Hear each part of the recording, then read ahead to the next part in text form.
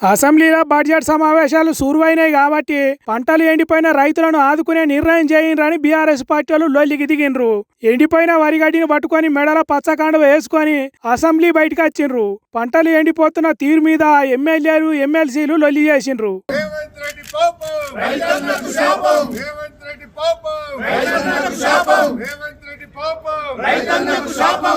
కాలం తెచ్చిన కరువు కాదు,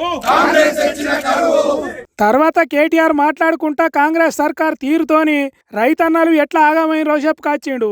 మా నాయకుడు మా రాజేశ్వర రెడ్డి గారు, మా హరీష్ రావు గారు, వీళ్ళందరూ, మా దయాకర్రావు గారు, ఆ ప్రాంత నాయకులు రాజయ్య గారు అందరూ పోయి ఈ దున్నపోతు లాంటి ప్రభుత్వాన్ని మొద్దు నిద్ర నుంచి లేపేదాకా 35 రోజుల తర్వాత మొద్దు నిద్ర లేచి ఆఖరికి పంపులు చాలు చేస్తే ఇలా 600 కోట్ల నష్టం, పంట నష్టం ఒక్క జనగామ జిల్లాలో వచ్చింది. అందుకే అంటున్నాం మేము, ఇది కాలం తెచ్చిన కరువు కాదు, కాంగ్రెస్ ప్రభుత్వం తెచ్చిన కరువు, రేవంత్ రెడ్డి యొక్క తెలివి తక్కువతనం తెచ్చిన కరువు, రేవంత్ రెడ్డికి కేసీఆర్ గారి మీద ఉన్న గుడ్డి ద్వేషం తెచ్చిన కరువు తప్ప ఇంకోటి కానే కాదు. సర్కారు ముందు చూపుతోని రైతన్నలకు నీళ్లు ఇచ్చే ఉపాయం చేస్తే ఈ తీరుగా ఉండకపోవు.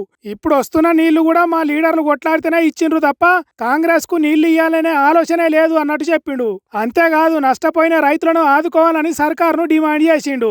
గోదావరిలో నీళ్లుండి, కృష్ణల నీళ్లుండి వాడుకోలేని తెలివి తక్కువతనం కారణం, చెరువులు నింపలేని తెలివి తక్కువతనం, పంప్ హౌజ్ లు టైం కు స్టార్ట్ చేయలేని తెలివి తక్కువతనం, బరాజ్ ఏమన్నా చిన్న ప్రాబ్లం ఉంటే రిపేర్ చేసి నీళ్లు తీసుకోవాలనే సోయిలేని తనంతోనే ఈ ప్రభుత్వానికి ఇవాళ బాధ్యత మరిచింది. అందుకే మేము రాష్ట్ర ప్రజల తరపున అడుగుతా ఉన్నాం, ఎక్కడెక్కడైతే పంట ఎండిపోయిందో ఎకరానికి 25,000 రూపాయల చొప్పున వెంటనే ఈ బడ్జెట్ లో డబ్బులు కేటాయించి నష్టపరిహారం రాష్ట్ర ప్రభుత్వమే చెల్లించాలి. లేకుంటే తెలంగాణ రైతులు ఆగమయ్యే కథ అవుతుంది. బడ్జెట్ లో పైసలు కేటాయించి వాళ్ళని ఆదుకోవాలి అని కోరిండు.